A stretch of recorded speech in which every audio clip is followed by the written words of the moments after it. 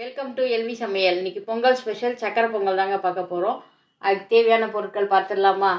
பச்சை அரிசி 1 டம்ளர் எடுத்திருக்கேன் நான். 1 டம்ளர் எடுத்தீங்கன்னா அரை டம்ளர்லேருந்து 3/4 டம்ளர் பாசிப்பருப்பு எடுத்துக்கோங்க. அப்போ தான் டேஸ்ட் நல்லாயிருக்கும். அப்புறம் வெல்லம், அது மாதிரி நான் கொதிக்க வச்சு வடிகட்டி வச்சுருக்கேன். நீங்களும் அதில் வந்து நான் ஏலக்காய் போட்டுருவேன். ஏலக்காய் போட்டிங்கன்னா அந்த டேஸ்ட் நல்லாயிருக்கும் அதில் கொதிக்கிறப்ப. முந்திரி, திராட்சை, பாதாம் பருப்பை இது மாதிரி துருவி வச்சுருக்கேன். வேணும்னா போட்டுக்கலாம். உப்பு ஒரு சிட்டிகை போட்டிங்கன்னா தான் டேஸ்ட் நல்லாயிருக்கும்.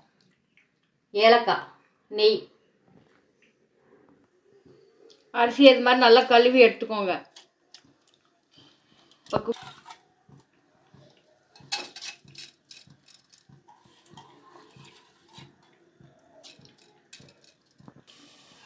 ஒரு டம்ளர் அரிசிக்கு 2 டம்ளர் தண்ணி ஊற்றிக்கோங்க. ஊற்றி நல்லா வேக விடுங்க.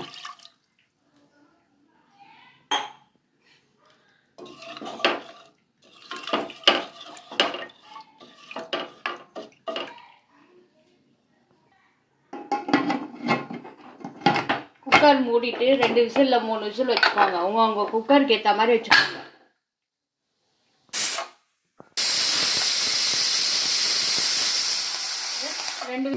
ரெண்டு விசில் வந்தோடனே ஆஃப் பண்ணிவிடுங்க. அப்புறம் பார்த்துட்டு இது பண்ணிக்கலாம், வேக வச்சுக்கோங்க.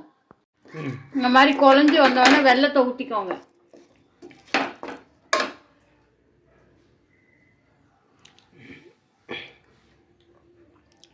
இனிப்புக்கு ஏற்ற மாதிரி ஊற்றிக்கோங்க. ஒரு சில வெல்லம் இனிப்பாக இருக்கும், ஒரு சிலது இனிப்பு இல்லாமல் இருக்கும். நல்லா மிக்ஸ் பண்ணிக்கோங்க. கட்டி இல்லாமல் மிக்ஸ் பண்ணுங்கள். மிக்ஸ் பண்ணிவிட்டு அதுக்கப்புறமா அடுப்பை பற்ற வச்சுக்கோங்க. போட்டுட்டு இதை நல்லா கொதிக்க விடுங்க. அப்போ தான் அந்த பச்சை வாடை போகும். அப்போ தான் அந்த டேஸ்ட் நல்லாயிருக்கும் பொங்கலுக்கு. இல்லைன்னா அந்த வெல்லத்தோட பச்சை வாடை அடிக்கும், டேஸ்ட் நல்லா இருக்காது. அது கூடவே ஒரு சிட்டிகை உப்பு போடுங்க. அது இனிப்பை கொஞ்சம் தூக்கி கொடுக்கும். எந்த இனிப்பு பண்ணாலும் இந்த மாதிரி உப்பு ஒரு சிட்டிகை போட்டிங்கன்னா அந்த இனிப்பு வந்து ஒரு தூக்கி நல்லா கொடுக்கும், டேஸ்ட்டும் நல்லாயிருக்கும்.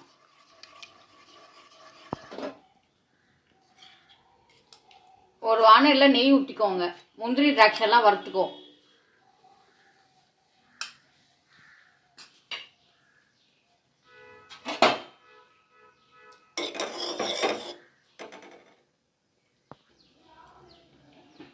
நெய் காஞ்சவொடனே முந்திரி போட்டுக்கோங்க. ஃபஸ்ட்டு போட்டு கோல்டன் ப்ரௌன் கலர் வர வரைக்கும் வாருங்க. முதல்ல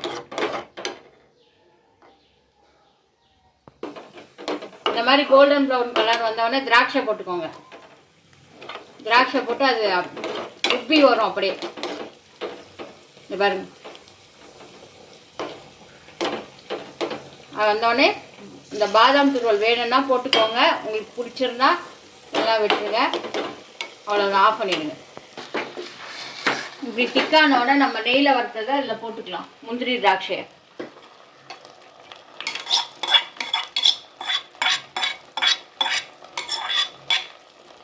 போட்டு நல்லா கிண்டி விடுங்க.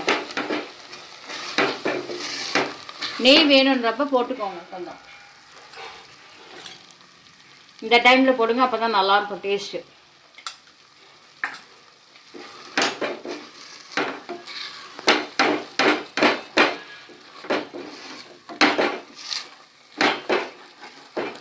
நல்லா கட்டியானோடனே இறக்கிடுங்க.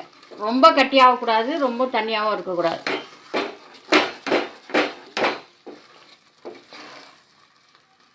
தேவைப்பட்டால் கொஞ்சம் நெய் போட்டுக்கோங்க. உங்களுக்கு எவ்வளோ தேவையோ அவ்வளோ போட்டுக்கோங்க.